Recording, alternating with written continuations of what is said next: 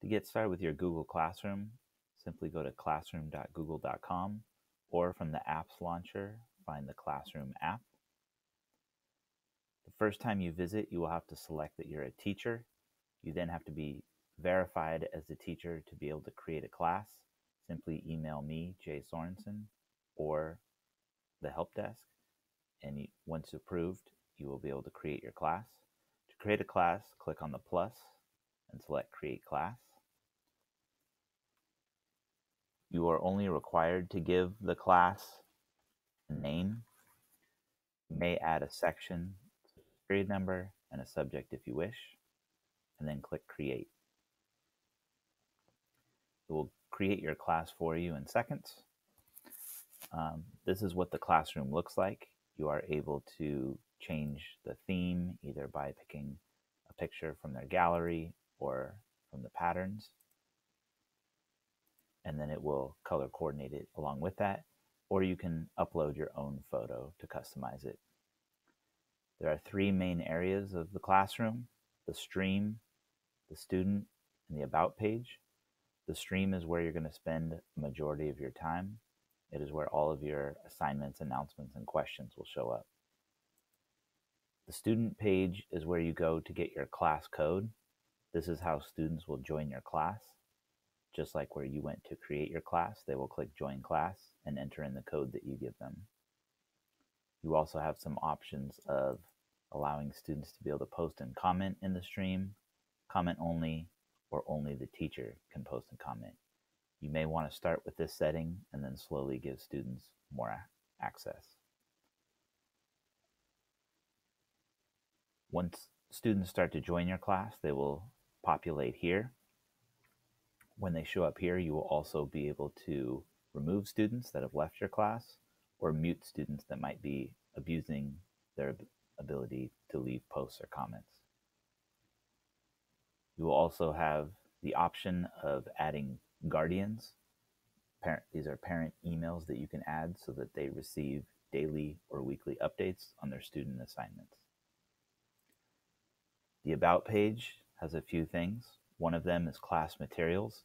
This is a good place to store materials that you will be using all throughout the school year, such as a syllabus, any templates that you use, a class website.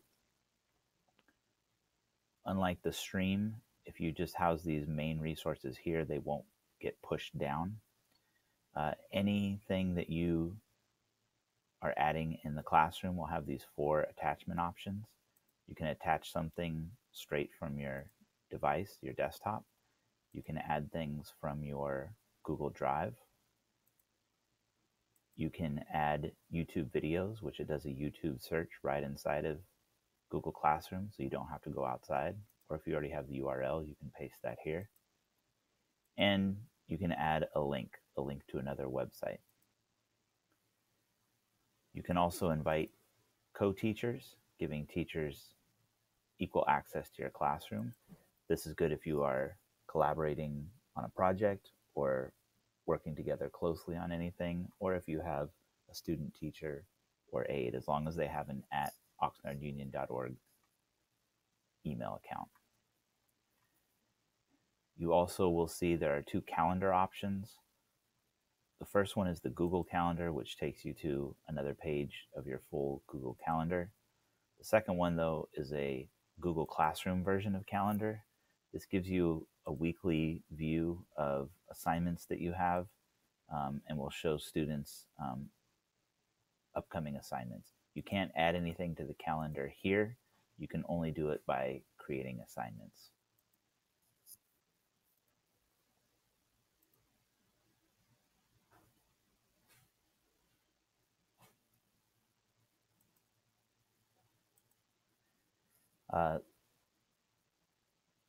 That is about all for the About page. Back to the stream. This is where all of your, again, assignments, announcements, and questions will appear. Like social media, they will appear most recent on top, and other ones will be pushed down. If you are using it for several assignments a week or even a day, they will quickly get pushed down. So you may sometimes want to group things together. You can have as many attachments as you want, or you can use something called topics, where you can add topics, which helps sort and organize for students to find things more easily. One way to do topics would be by assignment type: classwork, homework, project, quiz. Another one would be doing it by chapters or units, or any other way that you organize your class, such as by a book. To create anything, you will hover over the plus sign in the bottom right-hand corner. Again, announcements, assignments, and questions. Once you have started to use Google Classroom, you'll be able to reuse posts that you've done in a previous class or a previous semester or previous year. To create an announcement, you just click the plus and create announcement. You must give it some sort of title or explanation of what it is. Announcements are just a way to push something out to your students. There's nothing that they have to do with it as far as turning anything in. Where it says for, you can select all of the different classes that you want the announcement to go to. By default, it will be just the class that you're in. You can also do the same for students. You can select all students, or you can select individual students once they're in your class. If you have topics, you can not have a topic or create it right here. And then again, you have the same for attachment options.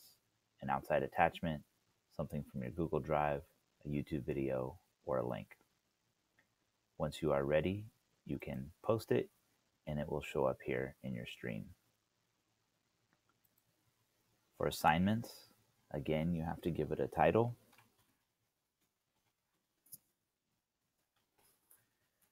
You have the option of pushing it out to multiple classes or individual students.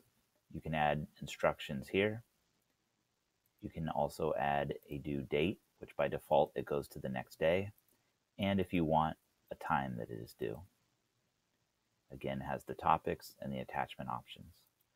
When doing assignments, if you are sharing a Google Doc with your students, it will give you some extra functionality. For any Google thing that you share, you will have 3 options.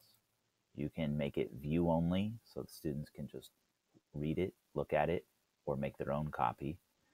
Students can edit file, which means every single student who is accessing that is accessing the same document. It is rare that I do that with an entire class because 35 students working on the same document can be quite chaotic. The one that you will probably use most often is make a copy for each student.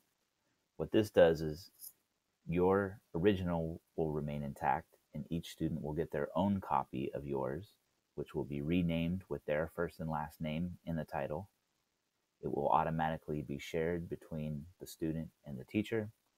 And on the teacher's end, it will keep track of who has submitted and who has not completed their assignment.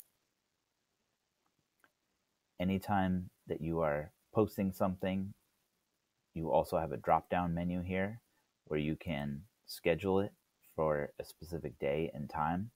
This is a nice feature if you're going to be out with a substitute and you don't want your 5th period class working on their assignment ahead of time and messing around with the sub. You can schedule it to show up exactly at the beginning of 5th period.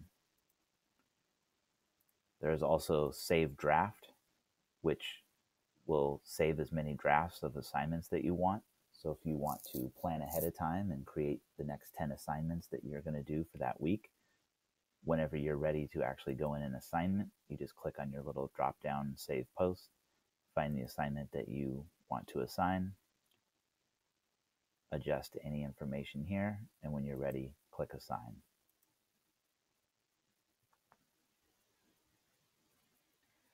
Again, when there are students in the class, it will keep track of who is done and who is not right here. The last type of assignment there is in the stream is creating a question. This is where you can ask questions of your class. You have the option of either doing multiple choice, which would just be one question at a time. So it's not good for quizzes. I would create those in Google Forms, or a short answer, where essentially students will have a text box to enter in their responses. You can give the instructions here. If you want, you could add an attachment that has the instructions or rubric or anything else you want to go with it, a video. By default, students cannot see each other's answers. They must first answer the question themselves before they're able to see each other's. As a teacher, you have the option to allow them to reply to each other's if you want them to ask follow-up questions or provide feedback. And you have the option of allowing them to edit their answers or not. So if you're afraid of students reading each other's answers and then going back and changing theirs, you can disallow that. Again, you can schedule, save it as draft, or you can go ahead and ask the question. Just like an assignment, it keeps track of which students have completed it and which ones haven't. So that is a basic overview of the features of Google Classroom. Hopefully you are able to create your class and get started. Thank you.